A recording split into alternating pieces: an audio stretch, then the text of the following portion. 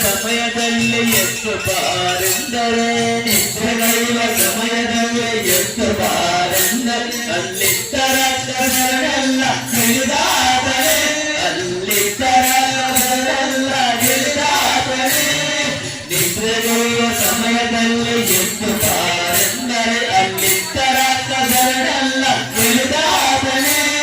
ನಿತ್ಯಗೈ